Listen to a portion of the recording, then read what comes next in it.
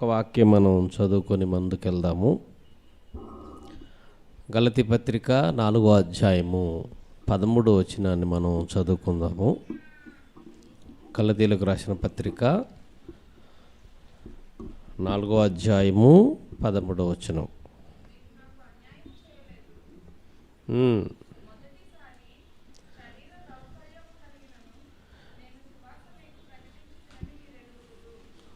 మొదటిసారి శరీర దౌర్బల్యము కలిగినను నేను మీకు సువార్త ప్రకటించి తినని మీరెరుగుదురు అన్నాడు. ఇక్కడ శరీర దౌర్బల్యము అన్న మాటని మాట్లాడుతున్నాడు. శరీర దౌర్బల్యము అంటే అర్థం ఏంటి? దౌర్బల్యము అన్న మాటకి బలహీనత, లోపము అని అర్థం. శరీర బలహీనత లేదంటే శరీర లోపం, శరీర దౌర్బల్యము మొదట నాకు కలిగినను నేను మీకు సువార్త ప్రకటించాను అంటున్నాడు. అంటే పౌలు గారికి ఏదో బలహీనత ఉన్నట్టు చెప్పుకుంటున్నాడు. ఇక్కడ బలహీనతలో కూడా నేను సువార్తను ప్రకటించాను మీకు అని చెప్పుకుంటున్నాడు. ఇంతకీ ఏంటి బలహీనత? దీన్ని మనం ఎలా అర్థం చేసుకోవాలి? ఇక ఈ గలతీలకు పత్రిక పౌలు గారు ఏ పరిస్థితుల మధ్య రాశాడు, ఏ పరిస్థితుల్లో రాశాడు అని మనం ఆలోచించి అర్థం చేసుకోగలిగితే ఎందుకు ఈ మాటలు మాట్లాడుతున్నాడో మనకు అర్థమవుతుంది.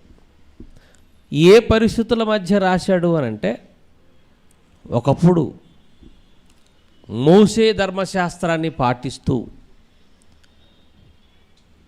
మోసే ధర్మశాస్త్ర ప్రకారంగా నడుస్తూ మోసే ధర్మశాస్త్రంలోనే రక్షణ ఉంది అని నమ్మినటువంటి వారికి స్వార్థను ప్రకటించి క్రీస్తు వైపు మరలించాడు. అలా దేవుని వైపు, క్రీస్తు వైపు మళ్ళించిన తర్వాత ఆయన మరొక చోటకి వెళ్ళాడు. వెళితే మళ్ళీ ఆ పాత బోధే సంఘంలో వచ్చేసింది.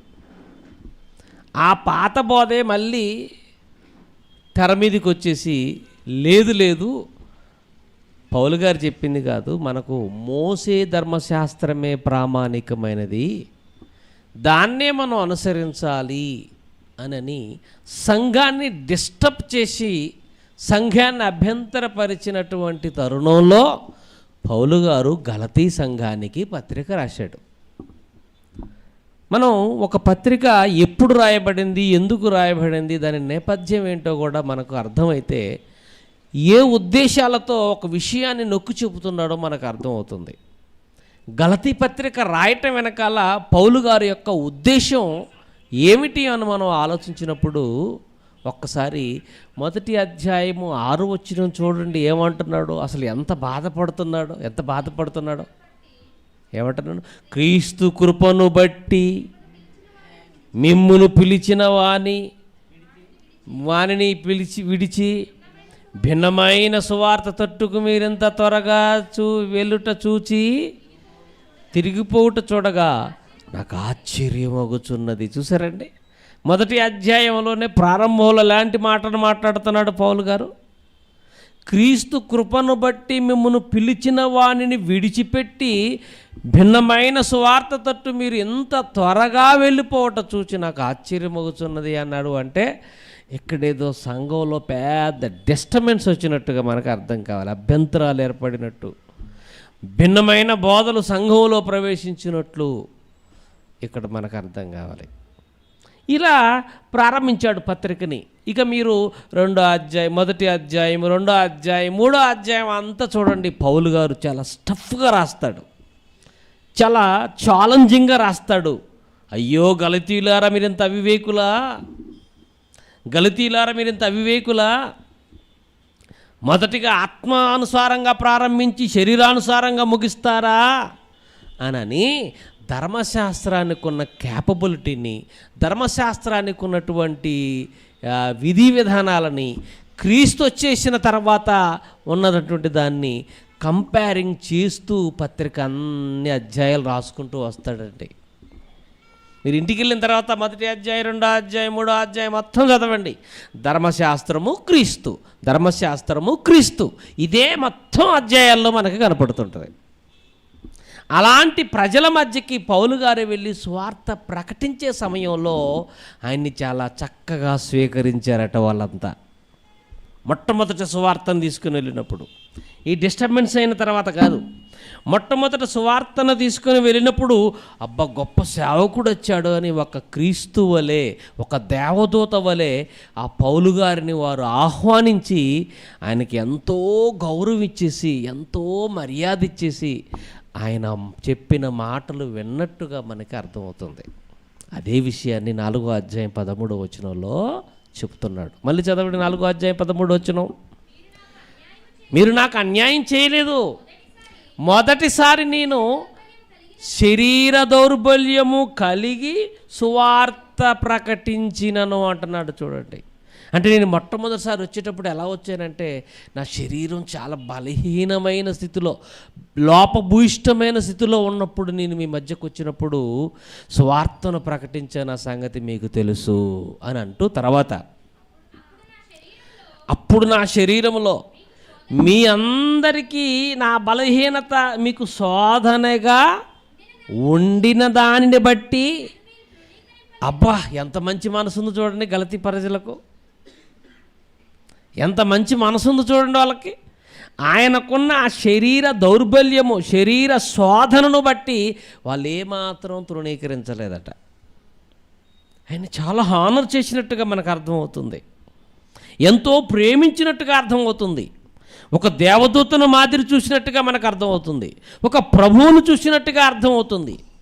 ఎంత మంచి ప్రేమను గలతీలో ఉన్నటువంటి వాళ్ళు పౌలు గారి పట్ల కనపరిచారు అన్నది చెప్తున్నాడు. తర్వాత నిరాకరింపలేదు మీరు, కానీ దేవుని దూత వలెను క్రీస్తు యేసుని వలెను మీరు నన్ను అంగీకరించారు, నన్ను అలా చూశారు మీరు అంటున్నాడు. మీరు చెప్పుకున్న ధన్యత ఏమైనది? శక్యమైతే అసలు మీరు నన్ను ఎంత ప్రేమించారంటే, శక్యమైతే మీ కళ్ళు కూడా ఓడ పీరికి నాకు ఇచ్చివేసేంతగా ఇచ్చివేసి ఇందురని మీ పక్షాన్ని నేను సాక్ష్యం ఇస్తున్నాను. ఎంత బాగా చూసుకున్నారు చూడండి పౌలు గారిని, ఎంత ఎంత ప్రేమించారట పౌలు గారిని, ఎంత బాగా చూసుకున్నారట. ఆయన శరీర బలహీనతను బట్టి ఏం చేయాలనుకున్నారట ఆ సంఘం అంతా? కళ్ళు కూడా పీకిచ్చేద్దామనుకున్నారటండి. ఇక్కడే మనకు అసలు విషయం దాగి ఉంది, ఇక్కడే మనకు దాగి ఉంది అసలు విషయం. పైన శరీర దౌర్బల్యము అన్నాడు, నా శరీరములో మీకు శోధనగా ఉండిన దానిని బట్టి మీరు నన్ను తృణీకరించలేదని 14వ వచనంలో అంటున్నాడు. మళ్ళీ కింది మాటల్లోకి వచ్చేసరికల్లా అంటున్నాడు, మీరు అవసరమైతే శక్యమైతే మీ కళ్ళు కూడా నాకు పెరికి ఇవ్వటానికి సిద్ధపడ్డారు అంటున్నాడు. అంటే ఈ మాటల్ని మనం బాగా ఆలోచిస్తున్నప్పుడు పౌలు గారికి ఏమన్నా కళ్ళజబ్బు ఏమైనా ఉందా? పౌలు గారి శరీరంలో బలహీనత ఒక కళ్ళజబ్బు లాంటిదా? ఆయన శరీరంలో వారికి శోధనగా అనిపించింది. పౌలు గారికి కళ్ళు పిరికి వేయటానికి, కళ్ళు ఎందుకు పిరికి వేయాలనుకుంటున్నారు చెప్పండి? ఏదైతే మనకు లోపంగా ఉంటుందో, ఏదైతే మనకు తక్కువగా ఉంటుందో మనల్ని ప్రేమించే వాళ్ళు అది మనకు చేయటానికి ఇష్టపడతారు, అవునా కదా? నాకు ఏ సహాయం అవసరమో అది చేయటానికి ఇష్టపడతారు. సంఘము కూడా కళ్ళు పిరికి ఇవ్వటానికి సిద్ధపడింది అని మనం ఆలోచించినప్పుడు, కళ్ళు పిరికి ఇవ్వటానికి సిద్ధపడుతున్నారు అని మనం ఆలోచిస్తుంటే, పౌలు గారికి ఏమైనా కళ్ళ జబ్బేదైనా ఉందా? అదే అతనికి శరీరంలో శోధనగా ఉన్నదా? అదే అతనికి శరీరంలో ఉన్నటువంటి దౌర్బల్యమా అన్న అనుమానం మనకు కావాలి. పౌలు గారి కళ్ళ జబ్బుందా అని అంటే నేను అంత తేల్చి చెప్పలేను. ఎందుకనంటే కొందరేమో కళ్ళ జబ్బు ఉందని అంటున్నారు, కొంతమంది బైబిల్ పండితులు. పౌలు గారికి కలిగిన శరీర దౌర్బల్యం ఏదో కాదు, పౌలు గారికి కళ్ళ జబ్బున్నది. అంటే కళ్ళ జబ్బు అని అంటే ఆయన దమస్కు ప్రాంతానికి వెళ్తున్నాడు. అవునా? ఆ రోజు ఎవరు తారసపడ్డారు ప్రభుకి? ప్రభువారే తారసపడ్డాడు. పౌలు గారికి ప్రభువే తారసపడ్డాడు, ఎదురుపడి ఆయన అడ్డుకున్నాడు. ఆ భయంకరమైనటువంటి ఆ వెలుగును చూడలేక కళ్ళు మూసుకున్నాడు. ఎవరు ప్రభువా అంటే, నువ్వు హింసించుతున్న యేసును అన్నాడు. అప్పుడు ఆయనకి కళ్ళు పోయినాయా పోయలేదా? పౌలు గారు కళ్ళు పోయినాయి కదండి. ఎందుకంటే మీరు కళ్ళు పోయి అంటే ఎలా చెప్పగలరు అంటే, అక్కడ కళ్ళు పోయినట్టుగా బైబిల్ సందర్భం మనకు కనపడుతుంది. అపోస్తల కార్యగ్రంథంలో 9వ అధ్యాయంలో ఉంటుంది, 22వ అధ్యాయంలో కూడా ఉంటుంది. ఆయన కళ్ళు కనిపించని పరిస్థితి ఏర్పడిందని మనకు అక్కడ ఆ సందర్భం చదువుతుంటే అర్థమవుతుంది. ఎలా కళ్ళు కనిపించని వాడిగా పౌలు గారు మారిపోయాడు అని అంటే, మీరు ఎప్పుడైనా వెల్డింగ్ షాప్ దగ్గరికి వెళ్ళారా? వెల్డింగ్ షాప్ దగ్గరికి బాగానే మరి ఏం చేస్తారు? ఆడ ఎల్లింగ్ పెట్టేస్తుంటే పక్కకు చూస్తుంటారు, దాని వైపు చూడరు మీరు. ఒకవేళ ఏమైద్దిలే, నేను సినిమా హీరోయిన్ అలాగా గుడ్లప్పలు చూశారనుకో, ఏమైపోద్ది? కళ్ళు వెంటనే ఎర్రగైపోయి మంటలు వచ్చేసి మసకలు వచ్చేస్తాయి. అంటే ఒక వెల్లింగ్ పెట్టే కాంతినే మనం చూడలేనప్పుడు, యేసుక్రీస్తే పౌలు గారికి ఆ ప్రత్యక్షతను కనుపరిచినప్పుడు ఆయన్ని చూడలేక కళ్ళు చీకటి కమ్మేశాయి. కళ్ళు ఒక రకంగా చెప్పాలంటే అంధుడుగా మారిపోయాడని చెప్పాలి. అవునా కదా? పౌలు గారు అంధుడుగా మారిపోయారు. మరి ఈ జబ్బు ఎప్పుడు తగ్గింది అని అంటే, ఒక్కసారి మీరు గుర్తుపెట్టుకోండి. మీకు యాక్సిడెంట్ అయిందనుకోండి, హాస్పిటల్కి వెళ్ళిపోతే డాక్టర్ గారు ఏం చేస్తాడు? చక్కగా అన్ని రాడ్స్ వేసి అదేసి ఇదేసి మొత్తానికైతే నీకు మళ్ళీ నడిచే విధంగా చేస్తాడు. డ్యామేజ్ తీరినే ఉంటుంది. అవునా కదా? డ్యామేజ్ తిరిగినే ఉంటుంది.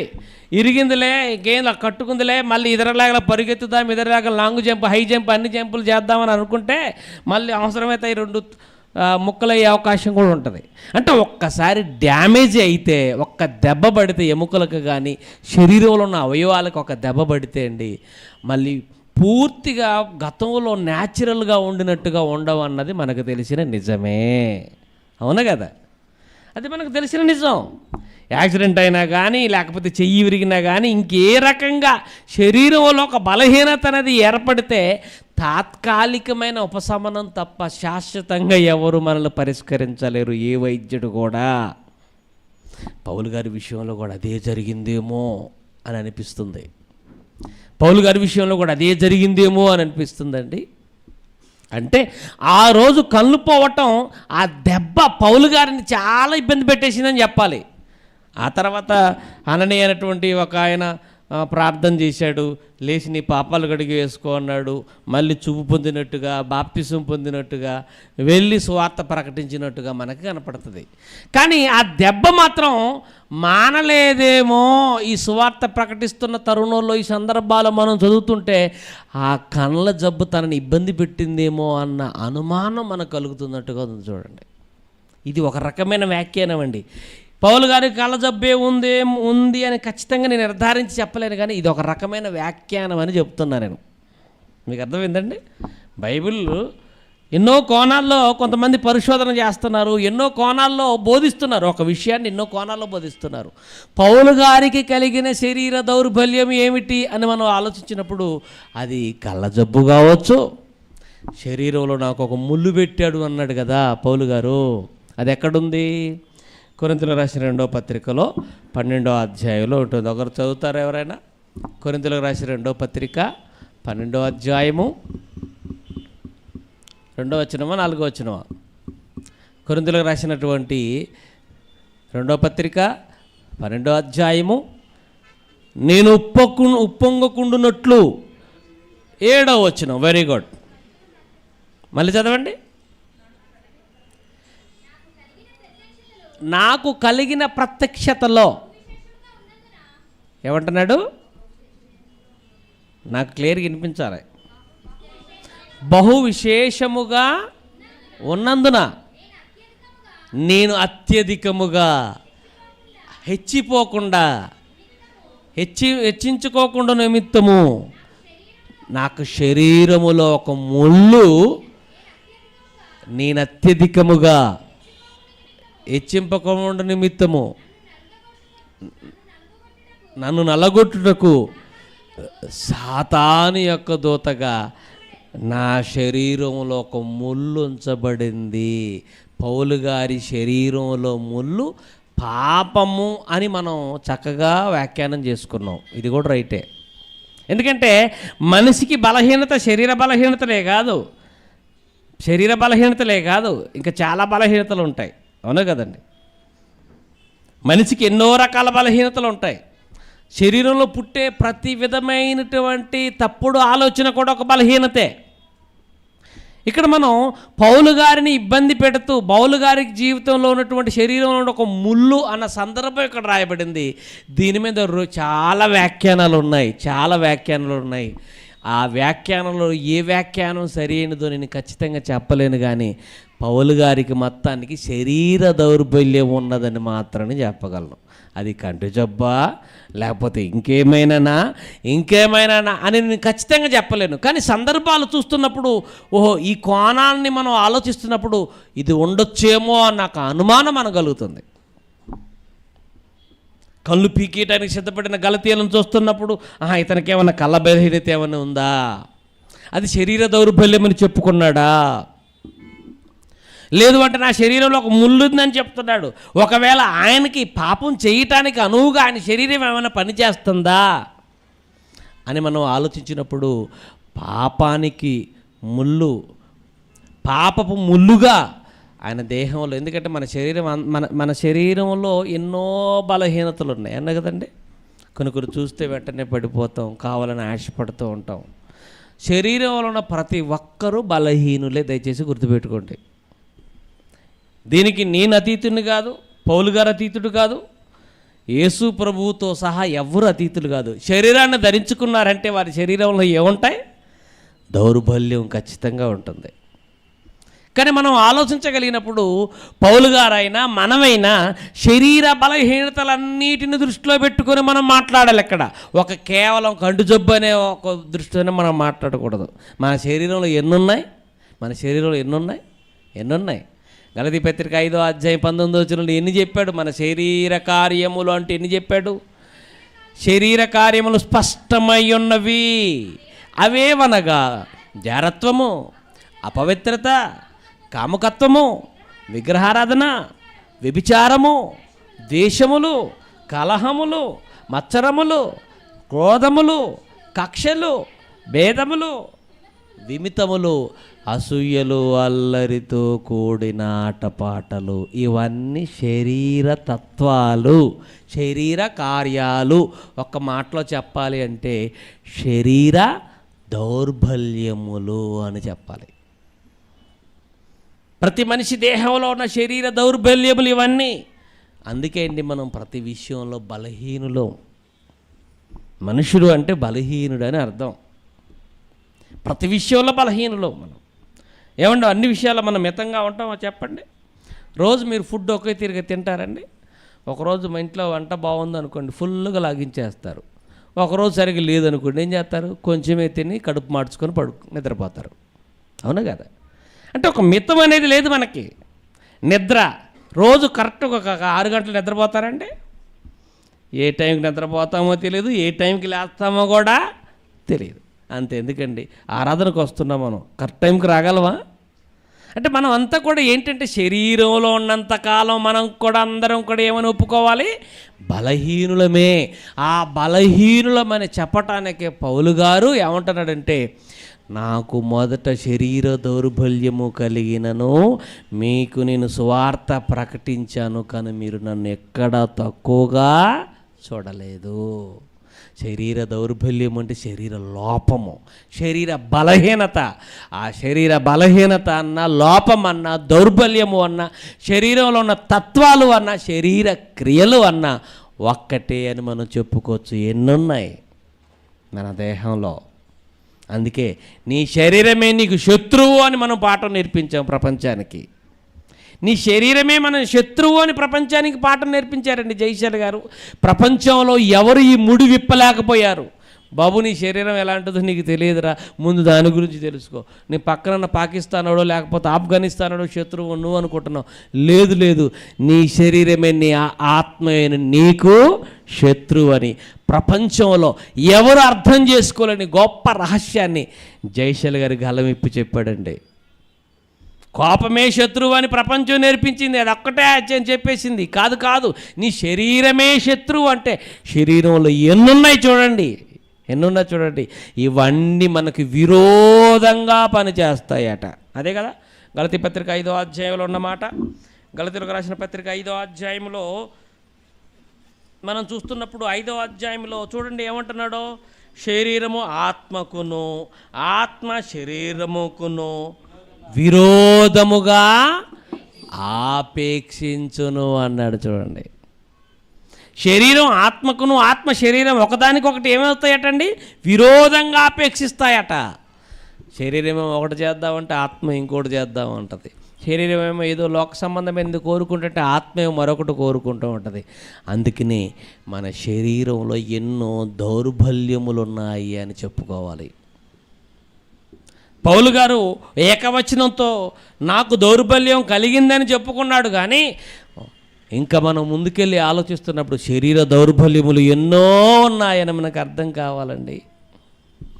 ఎన్నో ఉన్నాయి. మరి ఎన్నో దౌర్బల్యాలు ఉన్నాయి కదా, ఎన్నో బలహీనతలు ఉన్నాయి కదా, ఎన్నో లోపాలు ఉన్నాయి కదా. ఇంతే వదిలేద్దామా? ఇంతేనా దీని సంగతులు? దీని నుంచి మనల్ని కాపాడేవారు లేరా?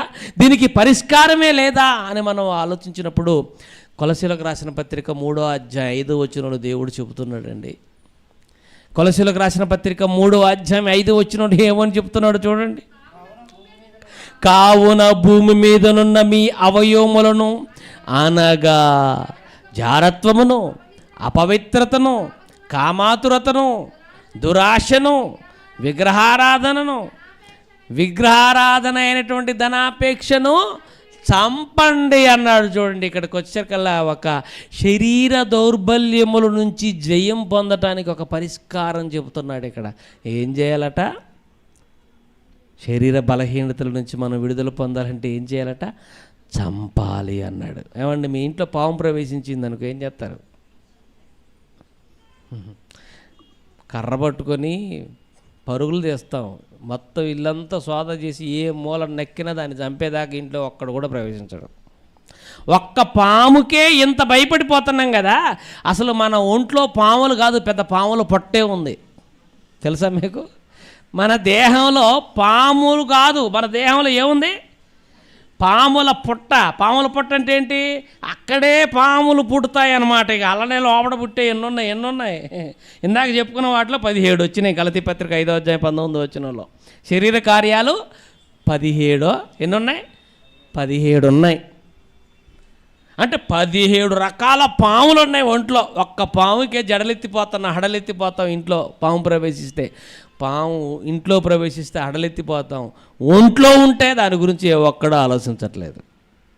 ఒంట్లో ఉన్న పాముల గురించి ఆలోచించట్లేదు. ఈ పాములు ఎప్పుడు బుస కొడతాయి చెప్పమంటారా? మామూలు పాములు అయితే తోక దొక్కితే బుస కొడతాయి. ఈ పాములు, ఒంట్లో ఉన్న పాములు ఎప్పుడు బుస కొడతాయి? ఒరే గాడిద ఏంట్రా అంటే చాలు ఎమ్మట లేస్తుంది అది. ఏంట్రా నన్ను గాడిద అంటున్నావని అనా?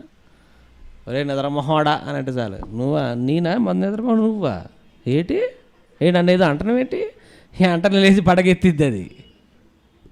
అంత బలహీనమైనదండి, అంత బలహీనమైన శరీరం అండి మంది. శరీర దౌర్బల్యము చూసారా? ఎందుకంటే మీరు ఇలా ప్రార్థనలో కూర్చున్నారు, గబక్కన ఏదో అవసరం ఉండి బయటికి లేచి వెళ్ళిపోతున్నారు. వెళ్తున్న సమయంలో కాలు తగిలింది, గాడిదలా ఉన్నాడు తన్నుకుంటూ పోతాను అనుకుంటాం. చూసారా? ఏదో చూడకుండా చేసేయాలి అనుకుంటామండి.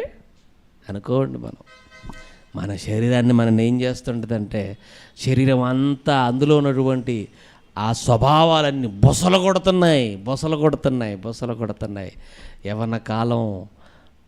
యవన కాలంలో ఏమండి ఇంకా ఎక్కువగా బొసలు కొడతాయి. కాబట్టి ఇంట్లో పాము ప్రవేశిస్తే నువ్వు ఏ విధంగా చంపాలన్నది నిజమో, నీ ఒంట్లో పాములను కూడా నువ్వేం చేయాలి అన్నాడు పౌలు గారు కొలసీ పత్రిక 3వ అధ్యాయం 5వ వచనంలో. భూమి మీద మీ అవయములను అనగా జారత్వమును, అపవిత్రతను, కామాతురతను, దురాశను, విగ్రహారాధన అయినటువంటి ధనాపేక్షను చంపండి అన్నాడా, బతికించండి అన్నాడా? నీళ్ళు పోసి బతికించండి అన్నాడా? చంపండి. చంపండి అని మనం ఎప్పుడు అంటాం చెప్పండి? చంపండి అన్న మాట ఎప్పుడు వస్తుందండి మన నోట, మీరు చెప్పండి? దాన్ని చంపకపోతే నేను చంపేస్తుంది కనుక నువ్వు చంపాలని అంటావు, అప్పుడు అంటావు. ఇంట్లో పాము కనబడితే ఎందుకు ఇంట్లో ప్రవేశించిన ఎందుకు చంపాలంటావంటే అది బతికున్నదా, అది ఇంట్లో ఉందా, మనకి ప్రమాదం, అది మనల్ని చంపేస్తుంది. చంపాలనే మాట ఎప్పుడు వస్తుందంటే దాన్ని చంపకపోతే మనల్ని చంపేస్తుంది కనుక. తేలును చూడగానే చంపేయాలనే ఆలోచన మీకు ఎందుకు వస్తుంది? జెరును చూడగానే కాలుతో నలిపేయాలి, చెప్పుతో నలిపేయాలని ఎందుకు అనిపిస్తుంది? ఒక పామును చూడగానే కర్ర తీసుకొని కొట్టి చంపేయాలని ఎందుకు అనిపిస్తుంది అని అంటే అవి విషసర్పాలు గనుక, అవి కాటేస్తే మనం మరణిస్తాము గనుక. అలాగే వాటికంటే విషసర్పాలు, వాటికంటే బుసలు కొట్టే నాకు త్రాసుపాములు ఎక్కడున్నాయి? మన ఒంట్లోనే ఉన్నాయి. కాబట్టి ఇవన్నీ మన శరీరంపై ప్రభావాన్ని చూపిస్తూ మనల్ని బలహీనులుగా, దౌర్భాగ్యులుగా, దౌర్బల్యములుగా మన దేహంలో తిష్ట వేసి ఉన్నాయండి. ఎప్పుడండి వీటి నుంచి మనం విడుదల పొందేది చెప్పండి? ఎప్పుడండి విడుదల పొందేది?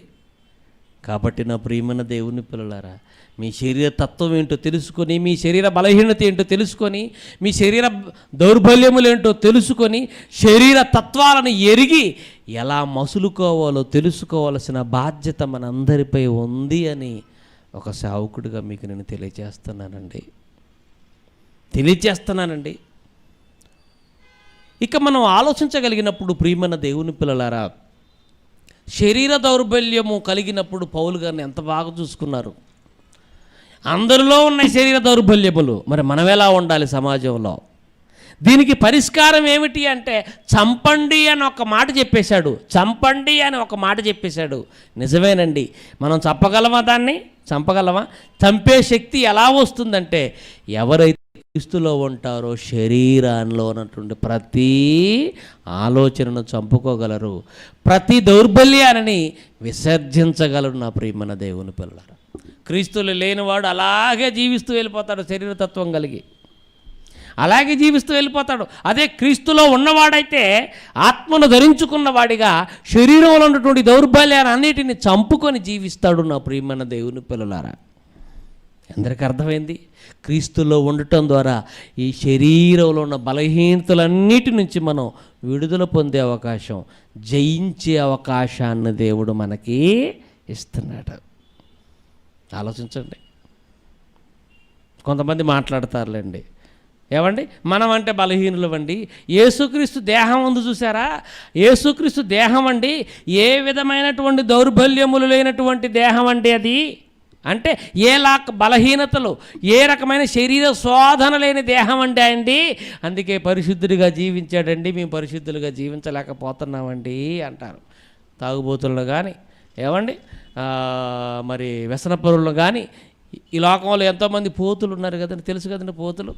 మనం చూసే పోతుల కంటే ఈ పోతులు డేంజరు. ఎన్ని రకాల పోతులు ఉన్నాయి? తిండిపోతు ఒకడు, ఇది కూడా తిండి పోతు అన్నమాట. తాగుపోతు, తిరుగుపోతు, నిద్రపోతూ, వదరబోతూ, ఇవన్నీ పోతులు. ఇందాకేమో బొసలు కొట్టే పాములతో పోల్చుకొని మాట్లాడుకున్నాం, ఇప్పుడు ఇదేంతో పోల్చుకొని మాట్లాడుతున్నాం?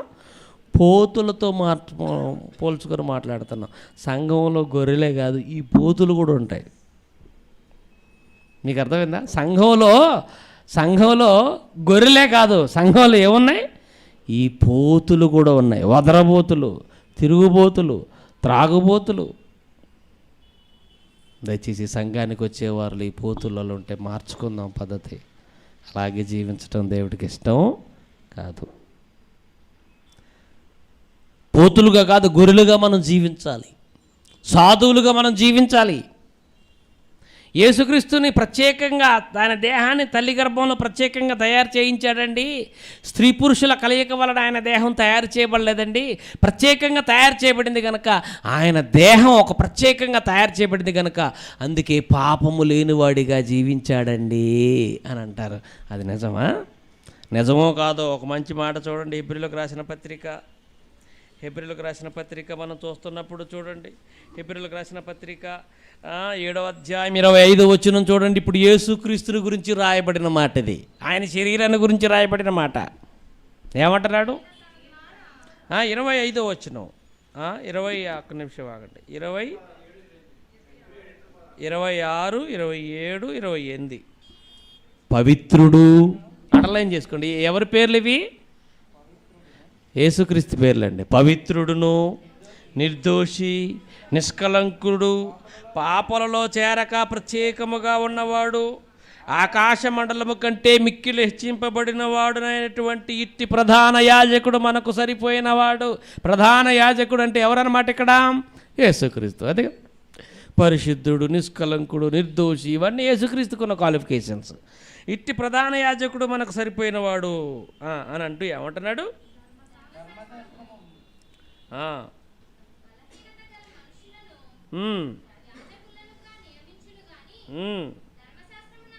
ధర్మశాస్త్రమునకు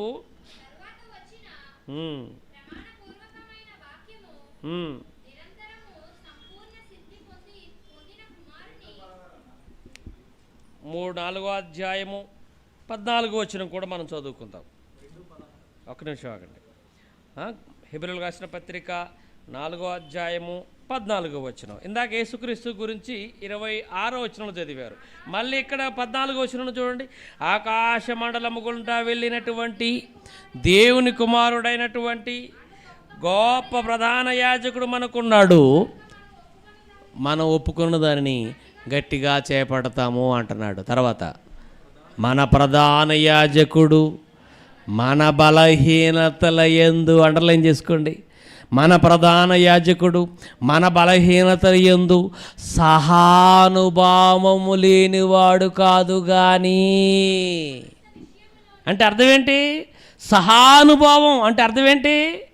ఈరోజు నీ శరీర తత్వం ఏ విధంగా అయితే నిన్ను బలహీనతలోనికి తీసుకెళ్తుందో, నువ్వు ఏ రకమైన శరీర తత్వాన్ని అనుభవిస్తున్నావో, ఈ శరీరంలో ఎన్ని బలహీనతలు అయితే ఉన్నాయో, ఆ బలహీనతల యందు సహానుభావం లేనివాడు కాదు కానీ. అంటే అర్థం ఏంటి?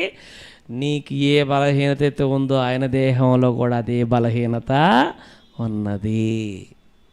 సహానుభావం లేనివాడు కాదు కానీ ఆయన సమస్త విషయములలో మనవలే శోధింపబడినను. అది పాపము లేనివాడుగా ఆయన బ్రతికాడు, పాపులుగా మనం బ్రతికాము. అది సంగతి. పాపము లేనివాడిగా ఆయన బ్రతికాడు, మన వల్లే శోధించబడ్డాడు. నీకు నిద్ర ఉందా? ఆయనకి నిద్ర. నీకు ఆకలి ఉందా శరీరంలో? ఆయనకి ఆకలి. నీకు కామతత్వం అనేది దేవుడు శరీరంలో పెట్టాడా? ఆయనకి ఉంది. అసలు మనలో ఏ బలహీనతలైతే ఉన్నాయో ఆయన దేహంలో కూడా అవన్నీ ఉన్నాయి. కానీ పాపము లేనివాడిగా ఆయన బ్రతికాడు. పాపులుగా బలహీనులుగా మారిపోయి శరీరాన్ని మనం జయించలేక, శరీరంలో తత్వాలను చంపుకోలేక బలహీనులు అయిపోయి పాపులుగా మనం మిగిలిపోయాము. నీకు అర్థమైందా? యేసుక్రీస్తు పరిశుద్ధుడు అంటే ఎలా అనాలి? మన వల్ల శోధించబడితే ఆ శోధనలో నుంచి ఆయన పాపము లేనివాడిగా జీవించినప్పుడే పరిశుద్ధుడు అవుతాడు. అంతే తప్ప ఆయనకి ఏ అవకాశం లేకోకుండా, పాపం చేసే అవకాశం ఆయనకు కూడా ఏమీ పెట్టకోకుండా, మనలాంటి సహానుభవం ఆయనకు లేకోకుండా పరిశుద్ధుడండి పరిశుద్ధుడండి పరిశుద్ధుడండి అంటే డబ్బా కొట్టుకున్నట్టు అవుతుంది. అవునా కదండి? పాపపు లోకంలో పరిశుద్ధుడుగా జీవించిన ఏకైక వ్యక్తి యేసుక్రీస్తు. మనలాంటి సహానుభవాన్నే ఆయన అనుభవించాడు. మనలాంటి అనుభవాలన్నీ ఆయన రుచి చూచాడు. పాపము లేనివాడిగా శరీర దౌర్బల్యములన్నీ జయించిన ఏకైక వ్యక్తి ప్రపంచంలో ఉన్నారు అంటే ఆయనే ప్రభు అయిన యేసుక్రీస్తు. అందుకే మొట్టమొదటి జయించాలంటే ఎవరిననాలి? యేసుక్రీస్తు. అన్నిటిని జయించినవాడు ఆయన. శరీరంలో తత్వాలన్నిటినీ జయించినవాడు ఆయన. కాబట్టి ఇప్పుడు అంటున్నాడు, అసలు విషయం చెప్తున్నాడు చూడండి. జయించిన శోధింపబడినను ఆయన పాపము లేనివాడిగా ఉండెను కనుక. ఇప్పుడు మనం ఏం చేయాలి? ఇప్పుడు ఆయన పాపం లేనివాడిగా ఉంటే మనమేమైపోయాము? బలహీనులుగా మారిపోయాం. కనుక చదవండి, కనికరపడి సమయోచితమైన సహాయము కొరకు కృప పొందునట్లు ధైర్యముతో కృపాసమును యొద్దకు చేరుదాం. అంటే మనందరం యేసుక్రీస్తు దగ్గర కాదు. యేసుక్రీస్తుని ఎందుకు నమ్ముకున్నాం? ఇప్పుడు మనమంతా ఆయన ఇచ్చే సహాయం కోసము, బలహీనులైన మనల్ని బలవంతులుగా చేయటానికి, ఈ బలహీనతలన్నిటి నుంచి విడిపించటానికి ఒక ఆయన వచ్చాడు, పరిశుద్ధుడిగా జీవించిన వ్యక్తి. ఆయన ఈ లోకానికి వచ్చి మనందరినీ కాపాడటానికి సామర్థ్యం ఉన్నవాడు. ఇప్పుడు మనం ఆయన సహాయం కోరాలి. ఆయనే మనం రక్షించగలడు. కృపాసన యుద్ధకు వెళ్దాము అంటున్నాడు. కృపాసన యుద్ధకు అంటే అర్థం ఏంటంటే, కృప అంటే గివింగ్, ఇవ్వటం అని అర్థం. మీరు బైబిల్లో కృప కృప కృప కృప అని చదువుతారు. ఎందుకు? కృప ఏంటి పేరు పెట్టుకున్న కృప అంటే గివింగ్, ఇవ్వటం. ఎవరిస్తారు మనకి సహాయం? ఎవరు ఇవ్వగలరు? పాపము లేని ఆయన మాత్రమే నిజమైన సహాయం చేయగలడు. డబ్బుల సహాయం గురించి కాదు మాట్లాడుతుంది ఇక్కడ. డబ్బుల సహాయం గురించో, భోజన సహాయం గురించో, ఇదేదో శరీర సంబంధమైన సహాయం గురించి కాదు మాట్లాడుతున్నది. మనల్ని ఈ బలహీనతల నుంచి విడిపించే శక్తి, కృపాసనం ఆయనే, యేసుక్రీస్తు. ఆయన యొద్దకు చేరుదామంటే ఇప్పుడు వచ్చేసాం మనమంతా బలహీనులం కనుక ఆయన రక్తం ద్వారా పాపాలు కడిగి వేసుకొని పరిశుద్ధులుగా మారిపోయి నిలబడ్డాము. పరిశుద్ధులుగా జీవించడానికి సిద్ధపడుతున్నాం. ఆయనను బట్టి నీతిమంతులం తప్ప, ఆయన ద్వారా నీతిమంతులుగా మారేమే తప్ప ఒరిజినల్గా మనందరం ఎవరు కూడా నీతిమంతులమో కాదు. కాబట్టి శరీర దౌర్బల్యము ఏమో పౌలు గారికి ఒకవేళ కంటి జబ్బు ఉందేమో, ఖచ్చితంగా నేను చెప్పలేను. కానీ ఆ సందర్భం చదువుతున్నప్పుడు నాకు అలా అనిపించింది. కొంతమంది వ్యాఖ్యానం అదే, బైబిల్ పండితుల వ్యాఖ్యానం. శరీరంలో బలహీనత, కొంతమంది కాళ్ళు సరిగ్గా పనిచేయవు, కొంతమంది చేతులు సరిగ్గా పనిచేయవు, కొంతమందికి మగవాళ్ళుగా ఉంటారు. అవి కూడా శరీర దౌర్బల్యాల కిందకే వస్తాయి. అంతేకాదు, శరీరం లోపల ఉన్నటువంటి ఎన్నో తత్వాలు అవన్నీ శరీర దౌర్బల్యాల కిందకే వస్తాయి. శరీర బలహీనతలు, దౌర్బల్యం అన్న మాటకి బలహీనత, లోపం అని అర్థం. ఇవన్నీ లోపాలే. చూడండి, అందుకనే అండి పుట్టుకతో అంగవైకల్యం కలిగి పుట్టిన వారికి ఏం పేరు పెడతారు? వాళ్ళకి ట్రైన్లో వాళ్ళకి ఒక భోగి ఉంటుంది. అది ఆ భోగి పేరేంటి? ఫిజికల్ హ్యాండిక్యాప్, దివ్యాంగులు అని ఎంత మంచి పేరు పెట్టారు చూడండి. ఏం పేరట అది? దివ్యాంగులు. అది వాళ్ళు ఫిజికల్ డిజబిలిటీ అంటారు దాన్ని. శరీర సంబంధమైన లోపం వాళ్ళకి. కాబట్టి శరీర సంబంధమైన బలహీనత ఉన్న, ఆత్మ సంబంధంగా శరీరం లోపల ఈ బలహీనతలన్నిటిని మనం బలహీనులుగా చేసి దౌర్భాగ్యులుగా జీవించేలాగా చేస్తున్న ఏదైనా శరీర దౌర్బల్యము కిందికే వస్తుంది, శరీర బలహీనతల కిందికే వస్తుంది. పౌలు గారిలో కూడా ఇది మనం చూస్తున్నాము. కాబట్టి నా ప్రియమైన దేవుని పిల్లలారా, యేసుక్రీస్తే మనల్ని విడిపించగలడు. విడిపించేశాడు అందరినీ. ఇప్పుడు మనం ఏం చేయాలో తెలుసా? అయిపోయింది, నన్ను విడిపించేశాడు, కాపాడేశాడు, ఇక ఏం పర్వాలేదు అనుకుంటున్నామా? ఇప్పుడు మన బాధ్యత ఏంటో పౌలు గారు మళ్ళీ జ్ఞాపకం చేస్తున్నాడు. రోమపత్రిక 15వ అధ్యాయము 1వ వచనం చూడండి ఏమంటారు. రోమీయులకు రాసిన పత్రిక 15వ అధ్యాయం 1వ వచనంలో చూడండి ఏమంటున్నాడు. రోమీయులకు రాసిన పత్రిక 15వ అధ్యాయం 1వ వచనము, కాగా బలవంతులమైన మనమే సంతోషపరుచుకొనక బలహీనుల దౌర్బల్యములను భరించుటకు బద్ధులమై ఉన్నాము. యేసుక్రీస్తుని ఎట్లా కాపాడేశాడు? ఈ భయంకరమైన శరీర స్వభావం నుంచి విడుదల కలిగించాడు. ఇట్టి భయంకరమైన శరీరం నుంచి విడుదల నాకు కలిగించేశాడు. ఇక నేను కాపాడబడ్డాను, వాక్యం వింటున్నాను, బలవంతుడిగా మారిపోయాను, శక్తిమంతుడిగా మారిపోయాను, దేవుళ్ళు సరిగ్గా నిలబడ్డాను, ఇక ధర్మకార్యాలు, నీతి కార్యాలు చేసేస్తున్నాను అని మనం సొంతంగా మెంటల్ సాటిస్ఫాక్షన్తో ఉండకాకుండా మనల్ని ఏం చేయమంటున్నాడంటే, యేసుక్రీస్తు ఏ విధంగా అయితే పరిశుద్ధుడిగా జీవించి బలహీనులను సంరక్షించాడో ఇప్పుడు మనల్ని కూడా ఏం చేయమంటున్నాడు? బలహీనుల దౌర్బల్యములను భరించవలెను. అంటే నీ సహోదరుడు చేసే ప్రతి తప్పిదాన్ని కూడా నువ్వేం చేయాలి? భరించాలి. లోపం అండి, అతనిలోని లోపం అది. చెప్తే కొంతమంది తొందరగా వింటారు, కొంతమంది వినరు. ఇడు చెప్తుంటే అడిపోతుంటాడు, భరించాలి, తప్పదు. ఒకటంటే ఒకటి చేస్తుంటాడు, మోసం చేస్తుంటాడు. ఒకటి చెప్పి ఎన్నిపోటు పడిచేవాడు ఒకడు, మోసం చేసేవాడు ఒకడు, ఇంకోది చేసేవాడు ఒకడు, ఇంకోది చేసేవాడు ఒకడు. రకరకాలుగా సహోదరులు ఉన్నారు. ఇప్పుడు మనం ఏం చేయాలంటే వాళ్ళందరి విషయంలో వాళ్ళు బలహీనులు కనుక బలహీనుల దౌర్బల్యములను భరించటానికి బద్దులం. ఆ మాట అండర్లైన్ చేసుకోండి. బలవంతులమైన మనకు మనం సాటిస్ఫై అవ్వటం కాదు, మనకు మనం సంతోషపడటం కాదు, బలహీన దౌర్బల్యములను భరించాలి అన్నాడు. ఇక మన అందరి బాధ్యతను చెప్తున్నాడు. అదెందుకయ్యా, నేనెందుకు వాడి దౌర్బల్యం నేనెందుకు భరించాలయ్యా నువ్వు అంటావా? యేసుక్రీస్తుని భరించలేదా? యేసుక్రీస్తుని భరించి కాపాడలేదా? మరి యేసుక్రీస్తునికి సహాయం చేసినప్పుడు నీకంటే బలహీనుడిగా ఉన్నవాడికి నువ్వెందుకు సహాయం చేయవు? సహాయం అంటే ఆర్థిక సహాయం గురించి కాదు ఇక్కడ మాట్లాడుతున్నది. అతడిలో ఉన్న లోపాల విషయములో బలహీన ప్రవర్తన కలిగి అభ్యంతరాలుగా ఉన్న సహోదరుల విషయంలో ఈ మాటలు చెబుతున్నాడు. భరించండి రా వాడిని. వాడు అన్ని తప్పులు చేసిన చూడండి, కన్న బిడ్డ తప్పు చేసిందనుకో, తల్లి ఏం చేస్తుందండి? బిడ్డ కనుక కడుపులో దాచుకుంటుంది. అమ్మ వద్దురా, అలా చేయొద్దురా అంటుంది. అవునా కదా? తండ్రి అయినా తల్లి అయినా తన పిల్లల్ని తప్పు చేస్తే ఎంత బాగా చూసుకోవడానికి సిద్ధపడతారు. తప్పు చేసినా, దండించినా, ప్రేమించినా, గద్దించినా వారే కనుక వారిని భరిస్తారే. అదే మనసులోనికి కాపాడబడిన వారందరూ రావాలన్నది పౌలు గారి యొక్క ఉద్దేశం. ఆలోచించండి. బలవంతులమైన మనం బలవంతులమా? అవును. ఇంత వాక్యం నేర్చుకుంటున్నాం. బలవంతులం కాదా? బలవంతులు ఎవరు, బలహీనులు ఎవరు? బలవంతులు ఎలా ఉంటారో, బలహీనులు ఎలా ఉంటారో? బలవంతులు ఎలా ఉంటారో చెప్పమంటారా? బలహీనులు ఎలా ఉంటారో చెప్పమంటారా?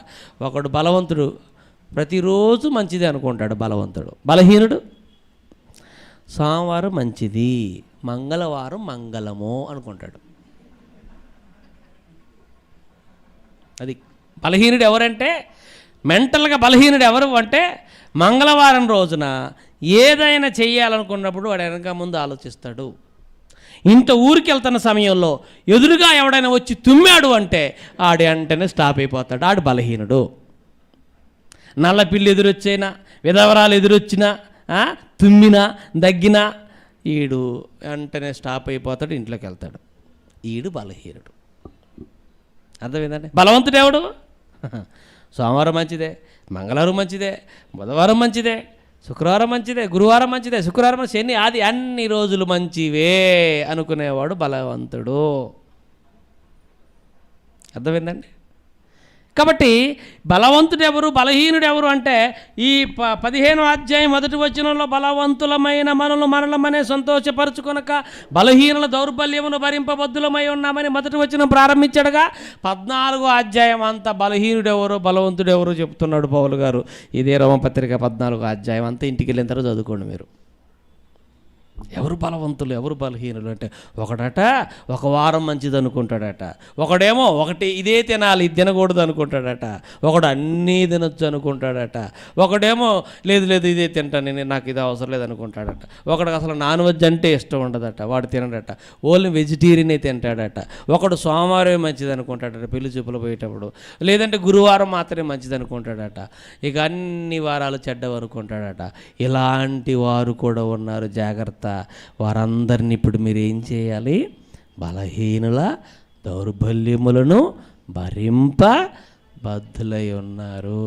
నేను చాలా పెళ్ళిళ్ళు చేశానండి, నాకు వాక్యం తెలుసు. నేను ఒకచోట బలమైన నిర్ణయం తీసుకొని మంగళవారం పెళ్లి పెట్టాను. నన్ను తిట్టారు కదండి, మామూలు తిట్టుడు తిట్టలేదండి. నాకు తాలింపు పెళ్లి రోజున మామూలు తాలింపు కాదు అది. అసలు ఎవడరా మంగళవారం మా లగ్గం పెట్టాడు, ఎవడరా పెట్టింది, ఎవడు పెట్టింది అదని నేను వెంటనే ఉన్నా. ఎవడరా మంగళవారం లగ్గం పెట్టింది ఎవడరా లగ్గం పెట్టింది లగ్గం. ఇప్పుడు నేను అనాలి, నేనేరా అనాలా? అడిగి మంగళవారం అంటే ఇష్టం లేదు చూసారా. మనకి ప్రతిరోజు మంచిదే అని చెప్పేసి నేను మన అన్ని పెట్టుల పెళ్ళి మన క్రైస్తవ పెళ్ళిళ్ళు అంటే పెట్టుడు లగ్గాలి కదండి, ముహూర్తాలు ఏమి చూడరుగా. క్యాలెండర్ తీసుకొని ఇది రాహుకాలమా ఇది గ్రీష్మకాలమా ఇది చూడం కదండి మనం. నీకు ఏ టైం అనుకూలంగా ఉంటుంది, ఓకే 10 గంటలకని పెడితే 10:30కి వచ్చేస్తారు, 12 1 గంటకల్లా పెళ్ళి అయిపోద్ది, 2-3 భోజనాలు చేస్తారు, ఓకే 10:30 పెట్టేసే అని అన్నా. మంగళవారం ఏ రోజు బాగుంటుంది మీకు, ఓకే అమ్మాయి సోమవారం తీసుకొస్తారు మంగళవారం రైట్ పెట్టుకోపో అన్నాను. ఆ తర్వాత తాలింపు పెట్టుంది. ఇప్పుడు నేనేం చేయాలి, ఇప్పుడు పెళ్ళి లగ్గం పెట్టాను అని అంటే ఇప్పుడు ఇవన్నీ ఆలోచించాల్సి వస్తుంది. బలహీనుల దౌర్బల్యములను భరింప బద్ధులమై ఉన్నాం. మీకు ఏది మంచిగా అనిపిస్తుందమ్మా చెప్పు అని ఇలా మొదలెట్టాల్సి వస్తుంది. ఇప్పుడు మేము ఏ రోజు మంచిది మీకు, మాకు ఇది మంచి అనుకూల సమయం అయ్య గారు ఫైనల్ చేసేయండి అంటున్నాను. ఏం చేయను, లేదంటే నేను వాళ్ళ చేతి తిట్టి తినాల్సి వస్తుంది. తర్వాత ఈ తాలింపు అంతా నాకెందుకు, ఈ దూపం నాకెందుకు, అందుకే తప్పటం లేదు. తినే విషయంలోనూ, త్రాగే విషయంలోనూ, రోజుల విషయంలోనూ, వస్త్రధారణ విషయంలోనూ, ఇంటి నిర్మాణ విషయంలోనూ. కొంతమందిని చూసారండి, ఇల్లు కట్టుకున్నాను అనుకోండి, మెట్లు ఈ పక్కనే ఉండవలెను, ఆ పక్క ఉండకూడదు అని అన్నాడు. ఒకడు ఇల్లు మంచిగా ఎవరో చెప్పారట, పేరు చెప్పను నేను, ఎవరో చెప్పారట ఇల్లు ఇలా కట్టాలి, బాత్రూమ్ ఈ పక్క ఉండాలి, ఈశాన్యంలో ఉండాలి, కిచెన్ రూము నైరుతిలో ఉండాలి, ఇలా చెప్పేశాడట. ఇలా చెప్పేసి వాడు రోజువారీకి కూడా చూపించుకుంటాడట. ఏ రోజులో ఎటు నడవాలి, ఏ రోజులో ఏ పక్కన కూర్చోవాలి, ట్రైన్ ఎక్కినా కానీ ఏ మూల కూర్చుంటే మంచిది. అయితే పొద్దున్నే లేచాడట. పాపం పొద్దున్నే అంటే మరి పొద్దున్నే అర్జెంటు ఉంటుంది కదండి, ఫోన్ చేశాడట. ఫోన్ చేసి ఆయనకి, అయ్యా ఈరోజు నేను పొద్దున్నే లేచాను, ఇప్పుడు నేను బాత్రూమ్కి వెళ్ళాలి, ఏ పక్క కూర్చోవాలి అడుగుతున్నాడు. ఏంటి ఈ పక్క, ఈరోజు మరి ఫలానా రోజు కనుక నువ్వు నైరుతిలో ఈశాన్యం వైపు ముఖం పెట్టి కూర్చోన్నాడట. బాత్రూమ్ ఏమో ఆగ్నేయంలో ఉంది, నైరుతి ఈశాన్యంలో లేదు. బాత్రూమ్ లేదా అక్కడ, నాకు తెలియదు, నువ్వు కూర్చున్నవాడు చస్తావన్నాడట. మరి నేర్పించారండి సమాజంలో, ఏం చేద్దాం, ఈ నేర్పించి బాగా ఎక్కించి పంపించారు. కాబట్టి ఇలాంటి వాళ్ళందరూ మన సంఘంలో కూడా కొంతమంది తగులుతారు కదండి, ఉంటారు మరి. కాబట్టి బలవంతుడు వైరు నువ్వు ఒక్క మాటతో త్వరగా మంచిదాన్ని తెలియదు అజ్ఞాని అని అనొద్దు. ఆడు ఆ స్టేజ్లో ఉన్నాడు. కాబట్టి బలవంతులమైన మనము బలహీనుల దౌర్బల్యములను భరింపబద్ధులమై ఉన్నాము. కొంతమంది అన్నీ వేసేస్తారు, అన్నీ తింటారు, కొంతమంది తినరు. మరి వాళ్ళ విషయంలో కూడా జాగ్రత్తలు చెప్పాడుగా. మనకు బీవైలో ఒక పాట ఉంది. ఏ పాట ఉంది అది? విగ్రహార్పితమైనది తినవచ్చా తినకూడదా. మీరు ఇంతమంది పాఠాలు వింటున్నారు, ఇంతకు తినొచ్చా తినకూడదు మీరు చెప్పండి. ఏంటండి తినొచ్చా? ఏం ప్రిన్సిపల్ గారు, అసలు తినొచ్చు అని చెప్పకూడదు, తినకూడదు అని చెప్పకూడదు, న్యూట్రల్గా ఉండాలి. అది నీవు జ్ఞానానుసారంగా ప్రవర్తించాలని చెప్పటానికి ఆ సందర్భం వాడాలి అంతే. తినమని ఎక్కడుంది,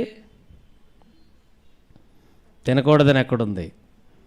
ఎవరైనా దగ్గర సహోదరుడు మంచి రిలేషన్ ఉండి దగ్గర వాడు ఎవరైనా విందుకు అన్యుడు పిలిస్తే ఆ సమయంలో అది అంత అవసరమైంది, ఆడ వెళ్ళి కూర్చోవాల్సినంత అవసరమైంది పిలవకపోయినా. మరి జాగ్రత్త ఉండాలి కదండి, ఇది సెన్సిటివ్ ఇష్యూస్ కదండి ఇవన్నీ. కాబట్టి జాగ్రత్త. బలవంతులమైన మనము. నా దగ్గర సోదరుడు ఉన్నారులేండి, పేరు చెప్పను కానీ అంటాడు, నేను అన్నిదంట అద్దంట ఇద్దంట, తిను గడ్డి కూడా తిను. ఇదెందుకు అవసరమా? ఇప్పుడు ఆ మాటలు మాట్లాడటం అవసరమా? జ్ఞానం ఏం చేస్తుందట,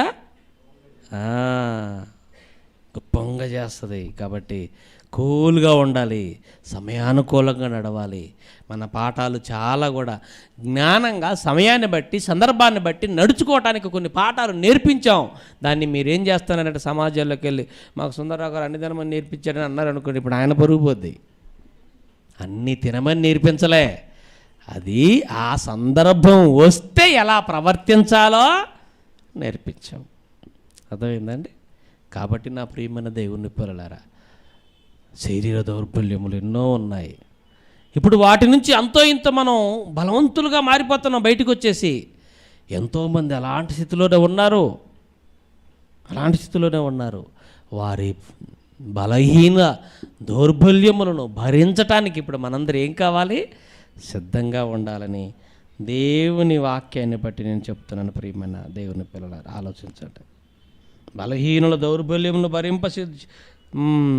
బద్ధులమై ఉన్నాము అన్న మాట మనం చూస్తున్నాం. చూడండి, ఎందుకు అలా ఉండాలి చెప్పండి? ఎందుకు అలా ఉండాలి? బలహీనుల దౌర్బల్యాలను భరించడానికి ఎందుకు సిద్ధంగా ఉండాలి? ఎందుకంటే కొరింథీయులకు రాసిన మొదటి పత్రిక 9వ అధ్యాయం 22వ వచనంలో చూడండి, పౌలు గారు ఏమంటున్నాడో. కొరింథీయులకు రాసిన మొదటి పత్రిక 9వ అధ్యాయం 22వ వచనం, 9:22, బలహీనులను సంపాదించుకొనుటకు బలహీనులకు బలహీనుడుగా. చూసారండి, బలహీనులను సంపాదించుకోవాలంటే నువ్వు ఏం చేయాలి? అక్కడికి వెళ్ళేసి, ఆడు చాలా చిన్న పిల్లాడు, వాక్యంలో వాడికి తెలియదు. ఇప్పుడు నువ్వు ఆయన సంపాదించుకోవాలనుకోండి, ఆయన సంపాదించుకోవాలంటే వాడికి ఏం చెబితే అర్థమైద్దో అదే చెప్పాలా, అంతే విశ్వశాస్త్రాన్ని ఎత్తుకున్నావు అనుకో. ఏ శాస్త్రం ఎత్తుకున్నావు? Andromeda, Galaxy, పాలపుంత. అయ్యా, మా ఇంట్లో ముంత సంగతి తప్ప నాకు ఈ పాలపుంత సంగతి తెలియదే అంటాడు. అవునా కదా? అంటే ఏ విత్తనం వేస్తే వాడు నేను సంపాదించుకుంటానో చూసి అదే వేయాలి. అంటే పౌలు గారు ఎలా ప్రవర్తించాడు చెప్పమంటారా? బలహీనుడు సంపాదించుకున్నట్టు, బలహీనుడిగా అంటే అర్థం ఏంటి? చిన్నపిల్లాడి దగ్గర చిన్నపిల్లల్లా మాట్లాడేవాడు, బలహీనుడి దగ్గర బలహీనతగా మాట్లాడేవాడు, యూదుడి దగ్గరికి వెళ్ళి యూదుడిగా మాట్లాడేవాడు. జ్ఞానవంతులు, గ్రీకు దేశస్తులు ఎవరు? జ్ఞానవంతులు. వాళ్ళ దగ్గర ఏం మాట్లాడేవాడు? అప్పుడు వెళ్ళి మాట్లాడు, ఆండ్రోమెడా, గెలాక్సీ, పాలపొంత, సౌర కుటుంబం అని. జ్ఞానుల దగ్గర జ్ఞానం మాట్లాడాలి. బలహీనుల దగ్గర బలహీనమైనటువంటి వాళ్ళకు అర్థమయ్యే సంగతులు మాత్రమే, వాళ్ళు రిసీవ్ చేసుకోగలిగిన సంగతులు మాత్రమే మాట్లాడాలి. ఇలా మనం ప్రవర్తించగలిగినప్పుడే మరికొంతమందిని సంపాదించుకోగలం. ప్రియమైన దేవుని పిల్లలారా, ఆలోచించండి. కాబట్టి శరీర దౌర్బల్యములు ఎన్నో ఉన్నాయి. ఇప్పుడు అందులో నుంచి మనం బయటకు వచ్చేసాం. ఆ శరీర దౌర్బల్యం కలిగి జీవిస్తున్న వారు ఎందరో ఉన్నారు. వారిని కాపాడుకోవటం కోసం మనం కష్టపడాలి. నీ జ్ఞానం ఒకరిని అభ్యంతర పెట్టకూడదు. నీ జ్ఞానం మరొకరిని అభ్యంతర పెట్టకూడదు. నీవు మరొకరిని అభ్యంతర పెట్టే స్థాయిలో ఉండకూడదు. మరొకరిని సంపాదించుకునే స్థాయిలోనే నీ జ్ఞానం ఉండాలి. నీకు ఎంత తెలిసినా నువ్వు బలహీనుల దౌర్బల్యం భరించకపోతే నువ్వు తెలిసిన వాడివి కాదు, బలవంతుడు కాదు, నువ్వు కూడా బలహీనుడవే. ఆలోచించండి. కాబట్టి పౌలు గారి విషయంలో ఏం చెప్పుకొని ఈ విషయాన్ని ఎత్తాడో, ఎందుకంటే పౌలు గారు అంతగా అందరినీ భరించడానికి కారణం ఏంటంటే ఆయనలో ఉన్న బలహీనతలు ఉంటే ఆయనకి తెలుసు కనుక. పడ్డవాడెప్పుడు చెడ్డవాడు కాదు, పడుతున్న వాడిని చూసి మనం నవ్వకూడదు. ఒకరోజు మనం అదే స్థితిలో నుంచి బయటకు వచ్చిన వారిమి. ఒకరోజు మనం ఆ స్టేజ్లోనే ఉన్నాం, ఆ స్టేజ్లో నుంచి బయటకు వచ్చేసాం. మనం చూస్తూ నవ్వుకుంటే ఎలా? కాబట్టి ఇంత ఓపిక, ఇంత సహనం, ఇంత ఓర్పు, ఇంత పెద్ద మనసు, ఇంత మెచ్యూర్ మైండ్ మనకి ఎప్పుడైతే వస్తుందో మరికొంతమందిని మనం సంపాదించుకోగలము. బలహీనుల దౌర్బల్యమును భరించగలము. భరించేవాడే పెద్ద, భరించేవాడే నాయకుడు, భరించేవాడే తండ్రి, సహించేవాడే పెద్ద. ఓర్పు లేనివాడు, సహనం లేనివాడు, భరించలేనివాడు, నలుగురు సహించుకోలేనివాడు వయసున్నా కానీ పెద్ద అవడో. ఓర్పు, సహనం ఇవే మనలో ఉన్న పెద్దరికాన్ని బయటపెడతాయి నా ప్రియమైన దేవుని పిల్లారా. కాబట్టి శరీర దౌర్బల్యములు చాలా ఉన్నాయండి. అలాంటి దౌర్బల్యంలో జీవిస్తున్న వారు ఎందరో ఉన్నారండి. వారందరూ మనం కాపాడుకోవలసిన బాధ్యత దేవుడు మనపై పెట్టాడండి. మనందరం జ్ఞానం కలిగి ప్రవర్తించగలిగితే, వివేకంతో ప్రవర్తించగలిగితే ఈ జ్ఞానాన్ని సమాజంలో మరికొంతమంది దగ్గరికి తీసుకెళ్ళగలం. లేదు అంటే ఈ జ్ఞానాన్ని బట్టి మరికొంతమంది దూరం అవుతారు. అలాంటి వారిగా మనం ఉండకూడదు. మనం ఏ విధంగా అయితే కాపాడబడ్డామో మరికొంతమందిని మనం సంపాదించుకునే వారిగా మనం మారాలి. గలతీయులకు రాసిన పత్రిక 6వ అధ్యాయం 1వ వచనం నుంచి చదువుకుందాం.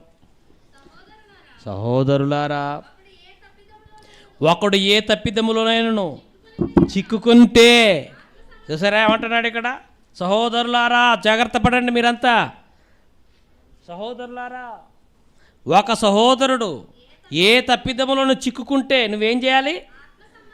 ఆత్మ సంబంధులమైన మీలో ప్రతివాడు. మనం కూడా అలా సోదరుడిలాగా శోధించబడుతేమేమోనని తన విషయంలో అంటే నీ విషయంలో జాగ్రత్త పడుతూ జాగ్రత్త చూసుకొనొచ్చు సాత్వికముతైన మనసుతో అట్టి వారిని మంచి దారిలోనికి తీసుకొని రావాలి. చూసారా, ఇది బలహీనుల దౌర్బల్యమును భరించటం అంటే. మంచి దారిలోనికి తీసుకొని రావాలి. ఒకప్పుడు మనం అదే స్టేజ్లో ఉన్నాం. మనల్ని కూడా కాపాడుకోవటం కోసం ఎవరో ఒకరు అలాగే ప్రవర్తించారు. రానన్న రా విందు మంచి మాటలు రాని మనకు కూడా అలాగే బొజ్జగించి చెప్పారు. నాన్న మంచి మాటలు, చక్కని మాటలు అని చెప్పేసి మనల్ని తీసుకొచ్చి అక్కడ కూర్చోబెట్టారు. అప్పుడు మనం వింటున్నాం, మన హృదయాలు తెరవబడ్డాయి, వినేసి చక్కగా జ్ఞానవంతులుగా బలవంతులుగా మారిపోయాము. ఇప్పుడు అదే స్టేజ్లో ఉన్నవాడి గురించి ఆలోచించాలి అంటున్నాడు. ఆ స్టేజ్లో ఉన్నవారి గురించి, ఎందుకు నువ్వు ఆ స్టేజ్ నుంచి వచ్చావు కనుక. చూసారండి, ఆత్మ సంబంధులైన మనం అలాంటి దౌర్బల్యములున్న వారిని భరింపాలి, అలాంటి వారిని కాపాడుకోవాలి, మంచి దారిలోని తీసుకొని రావాలి అంటున్నాడు. ఈ పాత్ర ఎవరు పోషిస్తున్నారు చెప్పండి? ఎంతసేపటికి ఏదైనా లోపం కనపడితే ఇది అది అని మనం మాట్లాడుకునే వారిగానే ఉంటున్నామే తప్ప, అయ్యో తెలియని స్థితిలో అతనుడని అతని మీద జాలి చూపించి కరుణ చూపించి దారిలోనికి తెచ్చే ప్రయత్నం ఎవరు చేస్తున్నారు చెప్పండి? అంతే కదండి. మంచి దారిలోనికి తీసుకురావాల్సిన బాధ్యత మనందరిపై పెట్టాడు. తాగుబోతుని చూసి తాగుబోతు అంటే ఏమంటాడు చివరికి? నేను ఎట్నే ఉంటా, ఎట్నే తాగుతా, నీ ముందే తాగుతా, ఇప్పుడే ఫుల్ తెచ్చుకొని తాగుతా అంటాడు. అంతే మరి.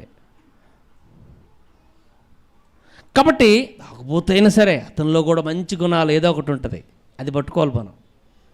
పాజిటివ్స్ ఎప్పుడు మనం తీసుకోవాలి, నెగిటివ్స్ తీసుకోకూడదు. నెగిటివ్స్ తీసుకుంటే మనం కూడా నెగిటివ్ అయిపోతాం. పాజిటివ్స్ తీసుకోవాలి, అతనిలో కూడా ఏదో ఒక మంచిది ఉంటుంది, అది పట్టుకొని అతను లాగాలి. మంచి దారిలోని తీసుకురావాల్సిన బాధ్యత మనందరిపై పెట్టాడు నా ప్రియమైన దేవుని పిల్లలారా. అలాంటి వారిగా మీరు అందరూ ప్రవర్తించాలన్నదే నా ఆశ, నా ఆకాంక్ష. మిమ్మల్ని చూస్తున్నప్పుడు నాకు చాలా సంతోషంగా ఉంది. మరి ఒకప్పుడు సోదరులు సీను గారు, మరి అదేవిధంగా గౌతమ్ అన్నయ్య, అదేవిధంగా చాలామంది సోదరులు, అప్పుడు మా సోదరులు ప్రసాద్ అన్నటువంటి సోదరులు ఉండేవాళ్ళు, సుమన్ అన్న, వీళ్ళందరూ కొన్ని సమయాలు ఎంతో సందర్భాల్లో బాధపడుతూ మాట్లాడుకున్న సందర్భాలు ఎన్నో ఉన్నాయి. కానీ దేవుడు మీకు ఒక మంచి వాతావరణం, చక్కని కాలేజీ ఇచ్చాడు, చక్కగా స్వేచ్ఛగా కూర్చొని వాక్యం నేర్చుకునే అవకాశం మీకు ఇచ్చాడు.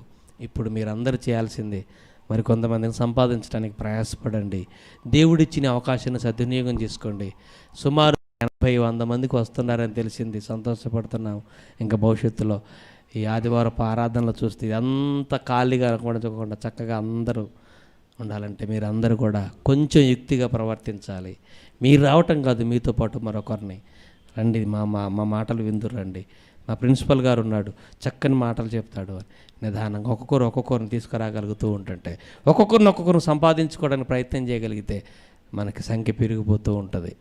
అంతసేపటికి మీరే రావటం, మీరు మాత్రమే పక్కోడి సంగతి ఆలోచించుకోకుండా, మీ ఇంటి వాడి సంగతి, పక్కన ఉన్నవాడి సంగతి ఆలోచించుకోకుండా మీరు వస్తే సరిపోతుందిలే అని అనుకుంటూ మీరుంటే మరొకరిని మనం సంపాదించుకోలేము. మరొకరిని మనతో పాటు తీసుకొని రాగలగాలి. ఈ మాటలు వినిపించాలి. విన్నారా కొంతకాలం, ఓకే నిలబడతారు, లేదంటే వాళ్ళకి ఎక్కలేదనుకో వెళ్ళిపోతారు, లోకంలో అలాగే ఉంటారు. మనం చేసేది ఏమీ లేదు. అందరినీ మనం కాపాడుకోలేం, కొందరినే కాపాడుకోగలం. అలాంటి పాత్ర పోషించాలని కోరుకుంటూ, మరి చక్కని అవకాశం నాకు ఇచ్చిన ప్రిన్సిపల్ గారు శ్రీను గారికి మీ అందరికీ ప్రభువు నామములో వందనాలు, శుభాలు తెలియజేసుకుంటూ నా మాటలు ముగిస్తున్నాను. ప్రేమ